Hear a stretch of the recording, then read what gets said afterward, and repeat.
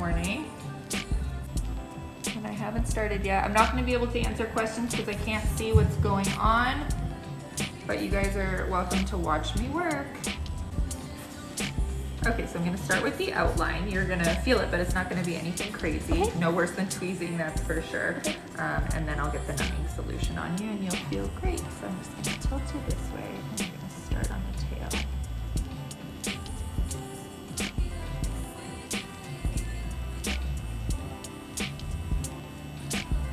How's that, okay? Yeah.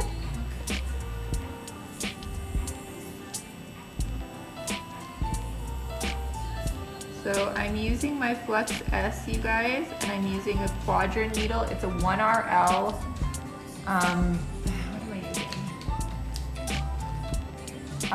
Yeah, 0.35 today. So it's a slightly thicker needle than the 0.25 that I typically use, but I'm actually really liking it. I've been playing with them a lot lately.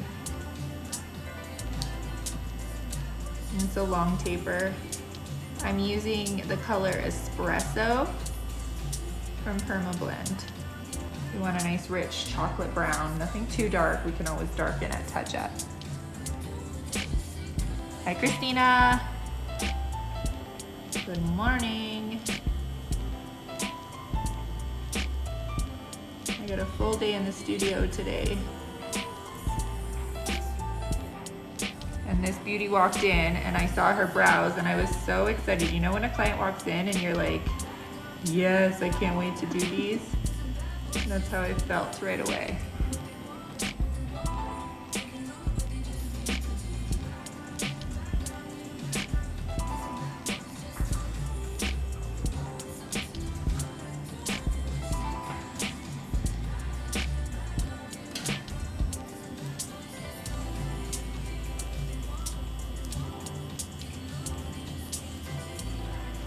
So with this look, I want my bottom edge to be quite crisp and defined, and then I'm gonna soften the top of this powder brow.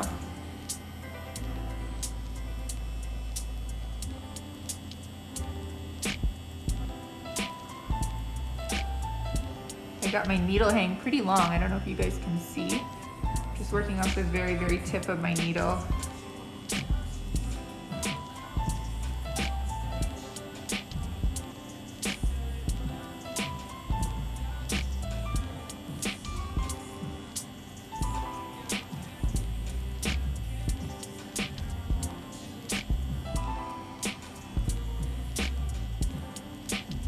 So I'm stretching when I work and then I let go to see how the skin's looking relaxed. Make sure my lines look nice and straight.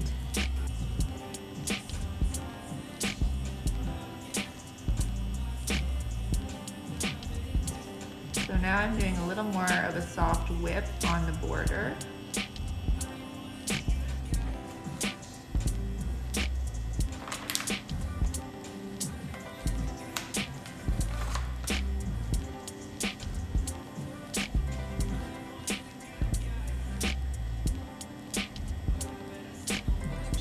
Depth looks good.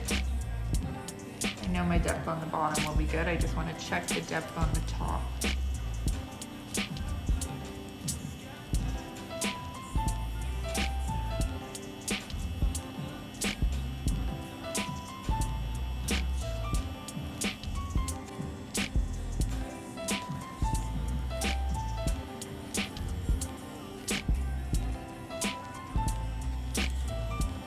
No numbing yet. We haven't used any anesthetic yet. We'll use our secondary in just a minute after I complete the first pass.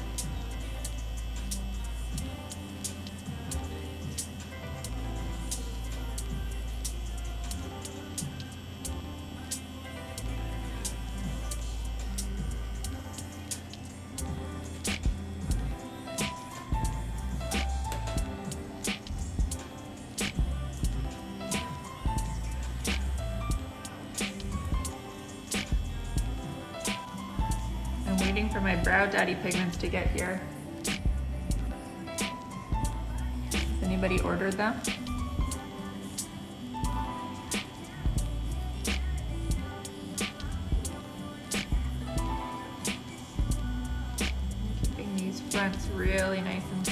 barely grazing the skin.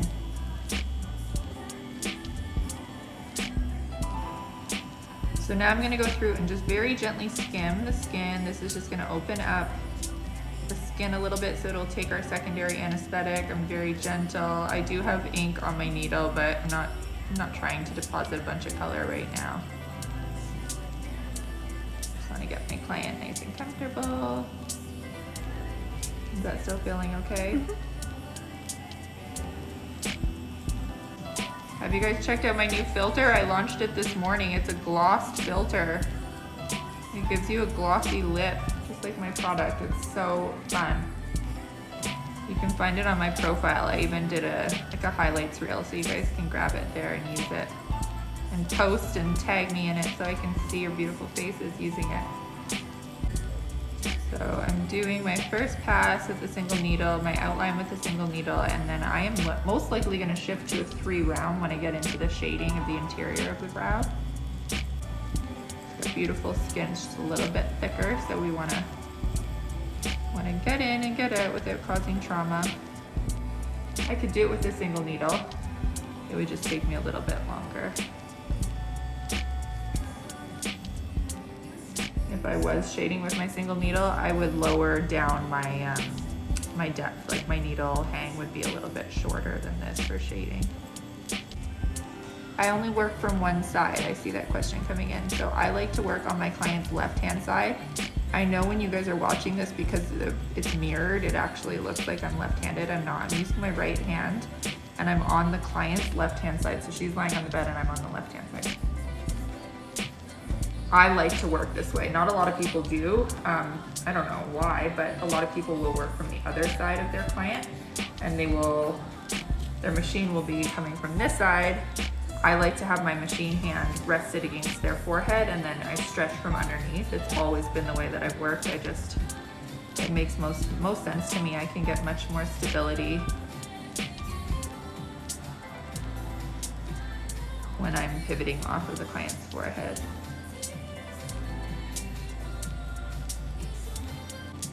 See, she's got great brows, but not much of a tail, so we're gonna be giving her a beautiful tail today. And now I'm gonna put my anesthetic on. Sorry if it stings just a little bit, babe. It's got a tiny bit of alcohol in it, so it might sting for just a second, and then it'll do its job.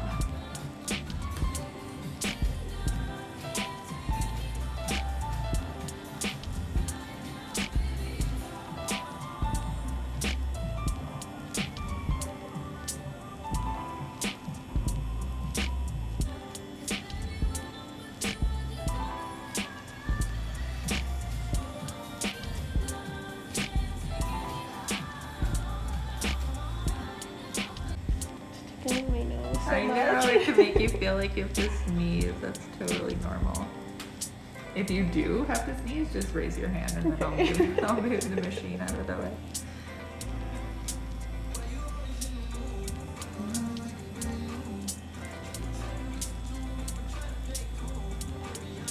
Microblading's even worse. With microblading, clients sneeze all the time. It really tickles the sinuses a lot.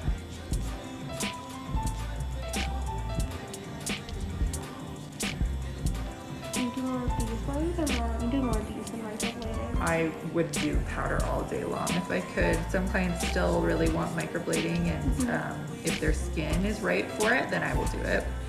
I still love microblading, but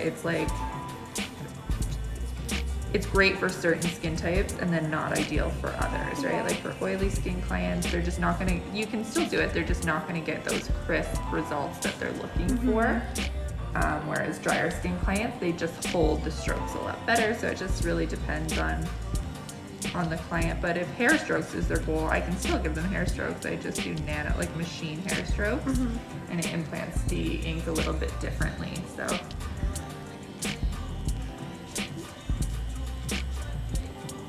chin up just a tiny bit. So I have my clients raise their chin when I'm trying to get into this under part of the brow, based on how I'm working, because I want my machine to still stay at a 90-degree angle. And if they're not, then I tend to be on an angle this way, which I don't want to be. I want to be more upright like this. So I stretch and I pull up on the forehead so I can stay at 90.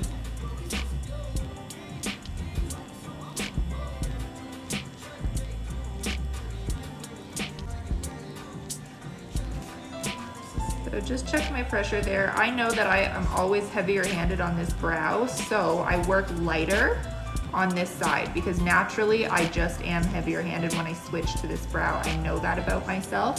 So I'm consciously working lighter, so I check my pressure to make sure that I'm not too light on this side.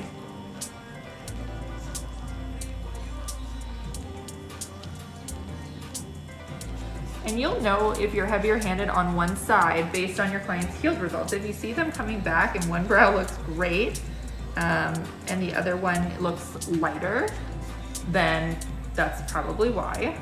Sometimes, you know, you can say, oh, or do you sleep on that side? But realistically, it's probably in how you implanted that ink into their skin. And alternatively, sometimes one side will heal beautifully and the other side is too dark, right? So if that's the case, then that's a little harder to handle, but it happens. And that's what like time gives you. So when you really assess your healed work for a long time, you start to notice these things about yourself. And sometimes you might even notice, like even if you're microblading, your depth, you'll see one side, okay, your strokes are just a little too deep. That's a pressure thing. That's something you have to be, you know, conscious of. And I'm also really paying attention to how the vibration feels in these fingers here.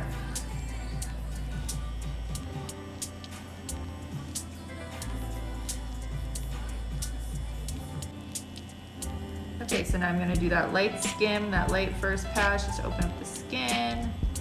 So it's ready to take some anesthetic. I'll be using Ultra Duration, it's my go-to, I love it.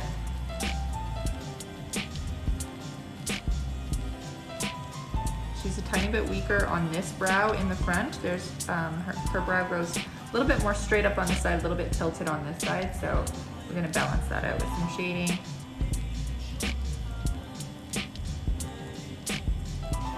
I always pull 2 needles, guys, so on my tray I have my 3 round ready to go if I decide to shift to a 3, which I will. I don't always, but I will in this case.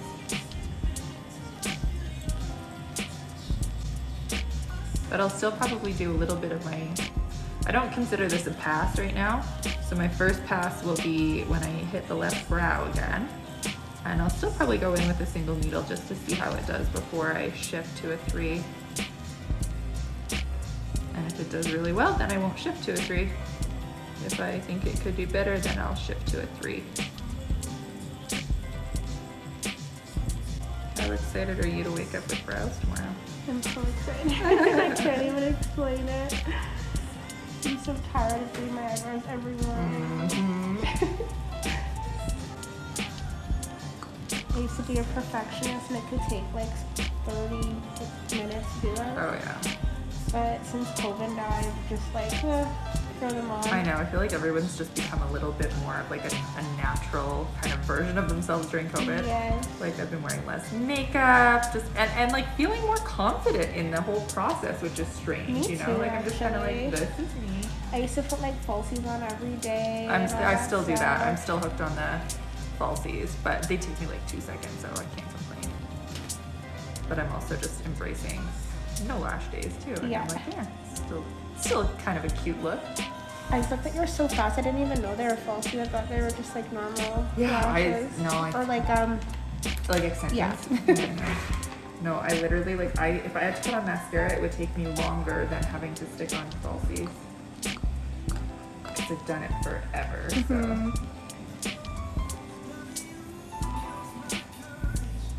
Okay, so I'm just gonna show you guys this side so you can see what the outline looks like. So can you see, I know the live qualities is tough because you can't see all the details, but there is a really soft top to this border here. And then the bottom, you can see we've got more definition in there, which is exactly what I wanted. So we've got that crisp bottom edge and then just a barely bare shadow for me to go off of on the top. So now we are going to do a little bit of shading with the single needle to see. Oh, it looks so good so far. I know, it's kind of fun when the camera's here because then you can check it out and see what's going on.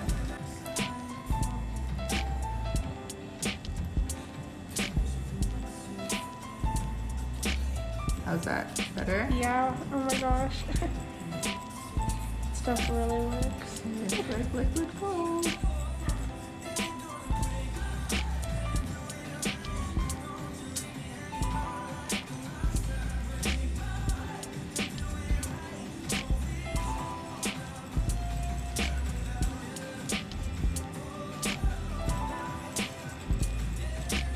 So I'm whip shading and I'm pulling towards myself, you guys.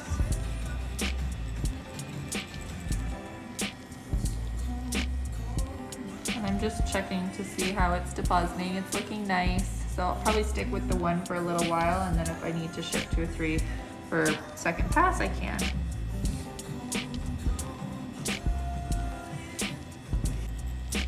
Now I'm going a little bit of back and forth. So in the tails, in the very tip of the tail in the front is where I need a lot of control. So I will pull in just one direction. It's typically towards me.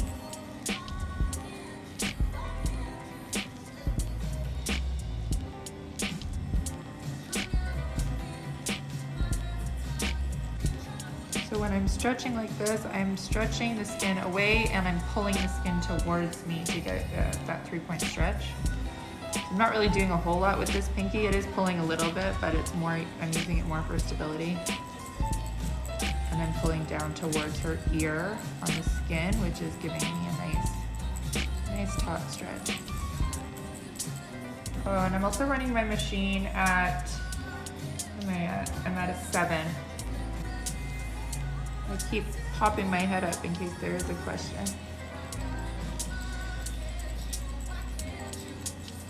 So right now with this, I'm focusing the shading on the top half, and then I'll go in and shade that bottom half. And I'm trying to keep my shading really nice and consistent on the top. First pass is important. You want the first pass to be very nice and even.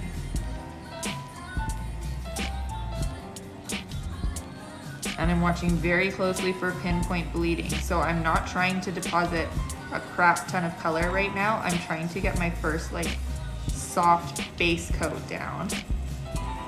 And then I'll deposit more color a little bit more aggressively on the second pass. So I'm not worried if you don't see like a crazy amount of color on that first pass, do not panic. Don't overwork the skin. I just want a dusting of color that I can build on, layer with. And that's what's gonna give you those beautiful healed results. And that's what we're here for, all about the healed results.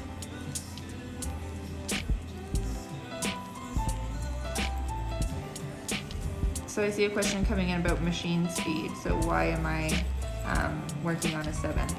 So I just launched, I think a couple weeks ago, a free course all about machine speed and trying to understand your machine speed and how to work your machine speed to your personal advantage. So just because I'm working at a 7 right now, it really means nothing to you guys because your hand might whip completely different than mine and your client's skin could be very different than mine as well. So typically for me, my magic speed, which is what you'll discover when you take this online course, which is completely free, you're gonna find out, what is the best speed that goes with your hand movement because it's in correlation to each other, right? So if you whip really slow versus really fast, your machine speed is going to be different. And then also based on your client's skin types. So after doing this free course and doing the exercise with me, you'll understand what machine speed you should basically start at. And then from there, you can move it up a little or down a little depending on your client's skin type. Okay, so now I'm gonna work on the base of this brow. I'm gonna get that hair out of the way.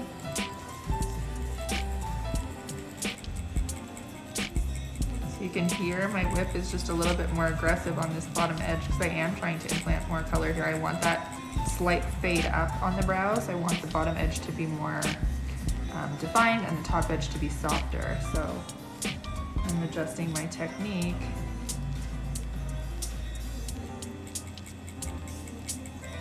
The angle, can you see what I'm doing?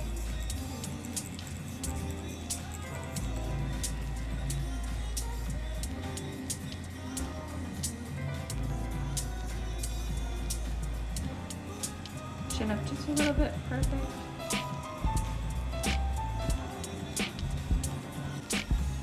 Okay, so in the front here, I'm working fast, so my whip is fast, light pressure, and I'm just pulling towards myself. So I get that really soft dusting of color. And then I'm wiping and I'm checking.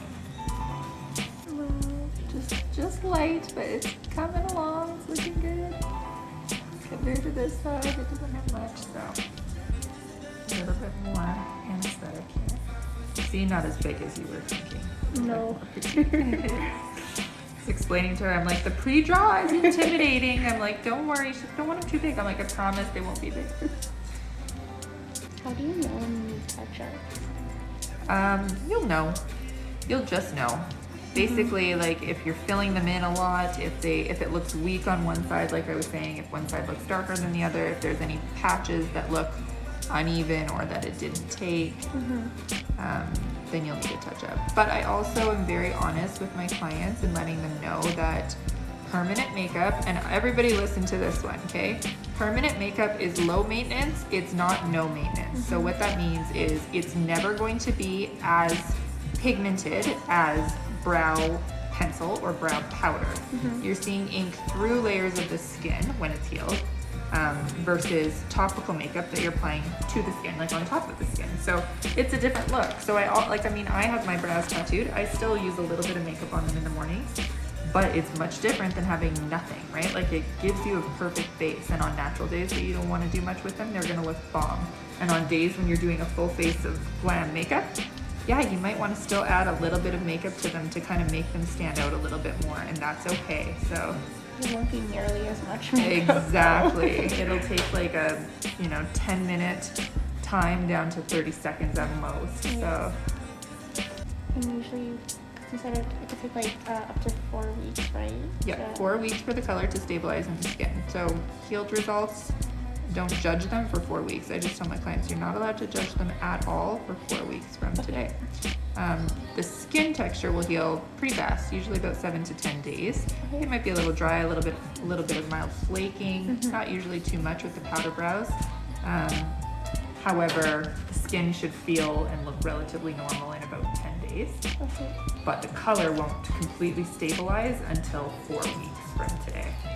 And then usually around an hour after that you can tell. Then you can, then you're allowed to judge them, and then you can decide if you want them bolder, darker, thicker. Yeah, because I had one friend who got them done, she didn't need touch-ups, so then my friend's mom got hers done and she needed touch-ups. Yeah, there's so many different factors.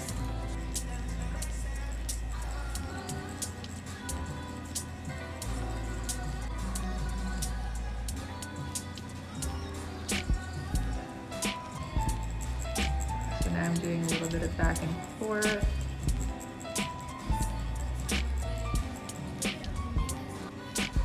Just focusing on that bottom edge right now.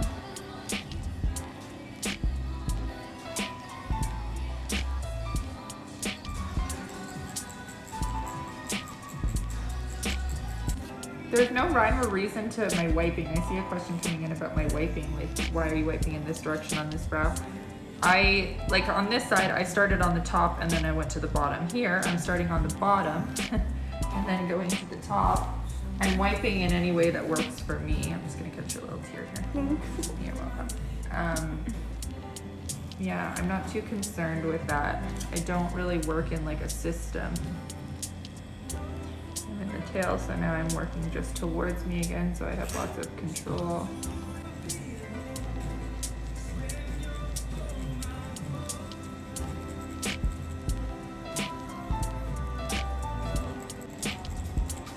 Working top to midsection again.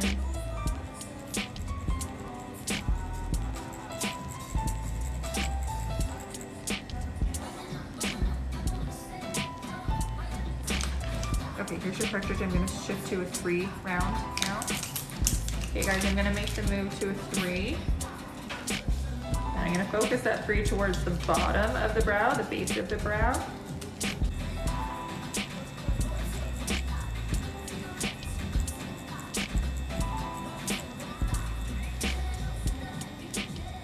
Okay.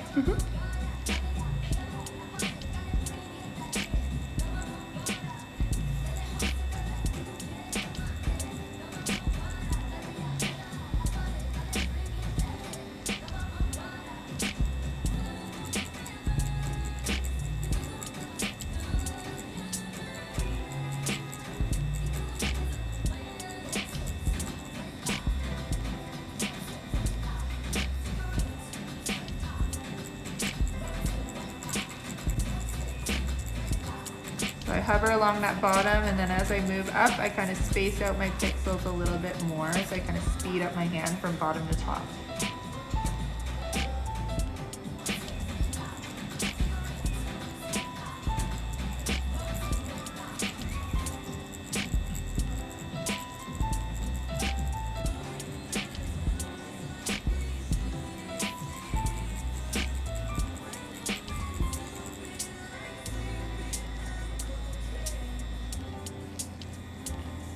And the pigment's gonna feel warm while it's healing. That's very normal. So today when you look at your brows, you're gonna see like a reddish brown. It will not, mark my words, it will not stay that way at all. It's how these pigments are formulated. They're formulated with a lot of warmth to counteract the natural ashing that happens in the healing process. Okay. So we don't want them to be gray. So we use, you know, nice warm tones that are going to neutralize and stabilize the Oh yeah, skin. it does look a little red. Yeah, very normal. And even tonight, so by the time you go to bed, it won't look as red because the pigment will oxidize a little bit, but it's very common. I just like to prepare my clients for it because sometimes they'll be like, Shay, you picked a really warm brown. Okay, it's good to know. Yeah. And even while they're healing, it's still gonna feel a little warm. Like, let's say day 10, you go through the flaking process and it still looks like a warm brown. At the 4-week mark, that's when it will not. Okay. In months to come, when they start to grow out and like I need them waxed, Yes. like, are you able to get them waxed Yep. or do you do them yourself? No, Okay. you'll be able to maintain them yourself quite easily now because you'll see exactly what belongs and what True. doesn't belong. That's true. So upkeep on your own should be pretty simple, but yeah, Okay. you can definitely still get them waxed or threaded. I don't really think I would. Yeah, I guess I wouldn't really need to if I wanted. I could do it myself. Mostly in the middle. Yeah. Yeah. My best friend's been thinking of doing it. She's like, FaceTime me as soon as you get in the car. Yeah, there's always like one guinea pig from the friend group, and then they all start coming in. I wonder if she's watching right now. You're practically famous. Hi guys. She'll sign autographs later. Do you go live often? Yeah, I Yeah. try to when I have clients. Making- Yeah. Yeah, I try to do it a couple times a week if I can. My audience, like everyone that's watching right now, it's not clients, right? Like it's all other artists because I teach, so they're all watching for tips and tricks and advice and trying to see, you know, how does somebody else do it. And Wow, so there must be like a lot of people that do this. there is, yeah, and it's like a worldwide community. So like people all across North America. We probably have viewers from Australia, Oh, that's UK, really everywhere, cool. yeah. And it's a great community. Everyone's very supportive and kind, and like we're all online best friends. It's pretty neat. that's fun. Yeah. And when COVID isn't around, we have like conferences that we go to, and we can like meet up with each other, and it's so nice. Okay.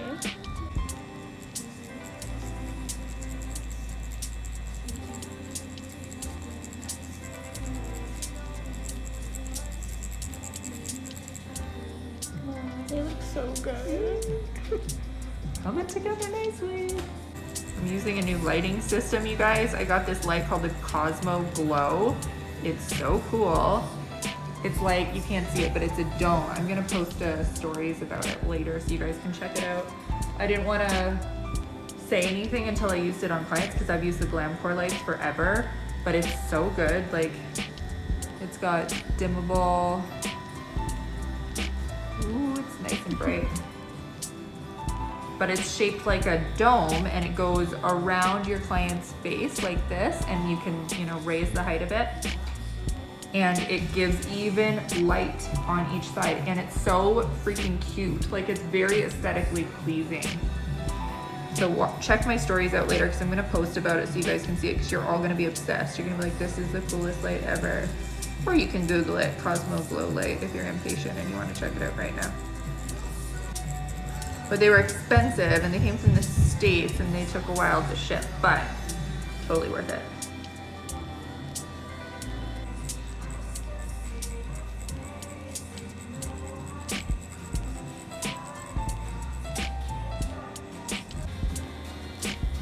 So I'm trying to balance the brow out. So I'm focusing on areas where she has gaps in her hair or where there is negative space basically, and I'm adding in just a little bit of color. That's why I went back in with my single needle along that baseline, because she's got more hair on the baseline of this brow, not as much on this side. So I'm trying to make them look equal in density, which is why I'm kind of working harder in certain areas. Like right in here, she's got a little bald spot in her hair in the center. So I want to make sure there's heavy shading there so that it looks like there's more hair there.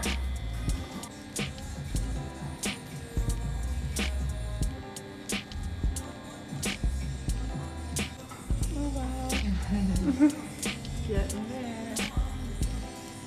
Oh my gosh, I can't. They look so good.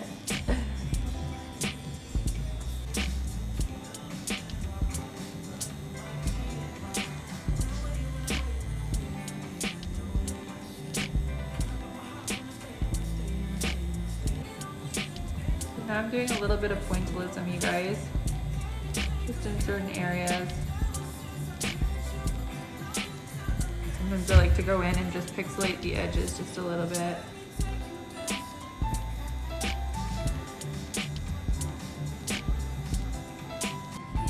Okay, I'm just gonna do a tiny bit more shading in the front of this one, and then I think we're just about done. I'll set you up and see if there's any more little spots that I need to go into.